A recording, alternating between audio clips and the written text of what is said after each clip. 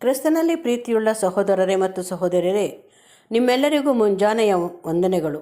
ಕ್ರಿಸ್ತನ ಜೀವಿತ ಪಾಠದ ಹೆಸರು ವಾಚ್ ಟವರ್ ಸಂಘದ ವೀಕ್ಷಣಾ ಅಭಿಪ್ರಾಯ. ರೀಪ್ರಿಂಟ್ಸ್ ಪುಟ 748, ಪುಟದ ಸಂಖ್ಯೆ 3 ಮತ್ತು 4. ಯೇಸುವು ಈಡನ್ನು ಕೊಟ್ಟಿರುವ ಕಾರಣ ಈಗ ಎಲ್ಲರೂ ಜೀವ ಮತ್ತು ಪರಿಪೂರ್ಣತೆಗಳಿಗೆ ಮರಳಬಹುದು.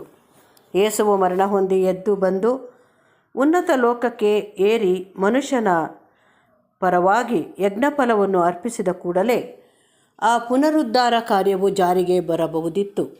ಸಮಸ್ತವನ್ನು ಸರಿಪಡಿಸಲು ಯೇಸುವು ಕೂಡಲೇ ಹಿಂತಿರುಗಿ ಬರಬಹುದಿತ್ತು. ಆದರೆ ಪುನರುದ್ಧಾರ ಮಾಡಿ ಆಶೀರ್ವದಿಸುವ ಈ ಆಳ್ವಿಕೆಯಲ್ಲಿ ಆತನಿಗೆ ಸಹಭಾಗ್ಯರಾಗಲಿರುವ ಆತನ ದೇಹವು ಮೊದಲಗಿತ್ತಿಯೂ ಆಗಿರುವ ಕ್ರೈಸ್ತ ಸಭೆಯನ್ನು ಆಯ್ಕೆ ಮಾಡುವ ಇನ್ನೊಂದು ಕಾರ್ಯವು ಇದರ ನಡುವೆ ಪ್ರವೇಶ ಮಾಡಿತ್ತು.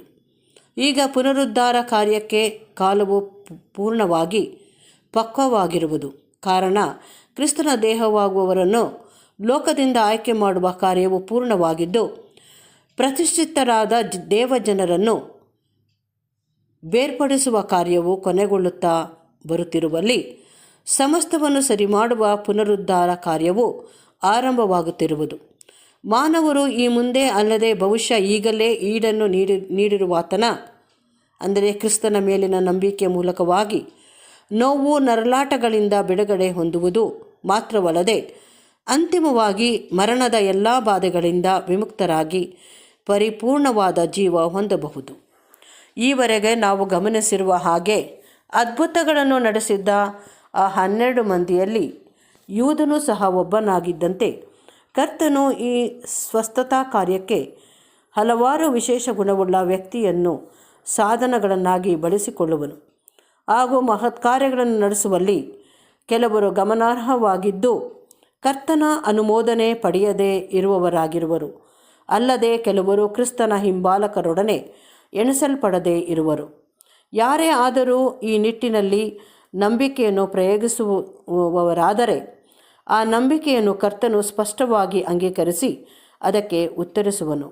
ಯಾಕೆಂದರೆ ಈ ಬಗೆಯ ಪುನರುದ್ಧಾರ ಕಾರ್ಯವು ಪ್ರಾರಂಭವಾಗುವುದಕ್ಕೆ ಈಗ ಕಾಲವು ಪಕ್ವವಾಗಿರುವುದು. ಈ ಹಿಂದೆ ತೋರಿಸಿಕೊಟ್ಟಿರುವಂತೆ ಶಾರೀರಿಕ ಪುನರುದ್ಧಾರವು ಚಿಕ್ಕ ಹಿಂಡಿನ ಎದುರಿನಲ್ಲಿ ಇಟ್ಟಿರುವ ನಿರೀಕ್ಷೆಯಾಗಿರುವುದಿಲ್ಲ. ಆದರೆ ಅದಕ್ಕೆ ಬದಲಾಗಿ ಅದು ಯಜ್ಞಾರ್ಪಣೆ ಮಾಡಿಕೊಳ್ಳುವುದಾಗಿರುವುದು. ನಾವು ಹಿಂಬಾಲಿಸಿರುವ ಕರ್ತನ ವಿಷಯದಲ್ಲಿದ್ದಂತೆ ಮನುಷ್ಯರಾಗಿ ತಮ್ಮ ಜೀವವನ್ನು ತ್ಯಜಿಸಿ ಅದನ್ನು ಹಿಂತೆಗೆದುಕೊಳ್ಳದಿರುವುದು ಅವರ ಕಾರ್ಯಭಾರ. ಪೌಲನಂತೆ ಅವರು ಇತರರನ್ನು ಆಶೀರ್ವದಿಸಲು ದೇವರ ಸಾಧನವಾಗಬಹುದು. ತಾವೇ ವ್ಯಾಧಿಯಿಂದ ಬಾಧಿತರಾಗಿದ್ದರೂ ಆತನಂತೆ ಅಂದರೆ ಪೌಲನಂತೆ ಅವರು ಇತರರನ್ನು ಗುಣಪಡಿಸುವ ಸಾಧನಗಳಾಗಬಹುದು. ಅವರ ಗುರುವಿನ ವಿಷಯವಾಗಿ ಖಚಿತವಾಗಿ ಹೇಳಲ್ಪಟ್ಟಿದ್ದೇನೆಂದರೆ, ಅವನು ಬೇರೆಯವರನ್ನು ರಕ್ಷಿಸಿದನು, ಆದರೆ ತನ್ನನ್ನು ರಕ್ಷಿಸಿಕೊಳ್ಳಲಾರನು.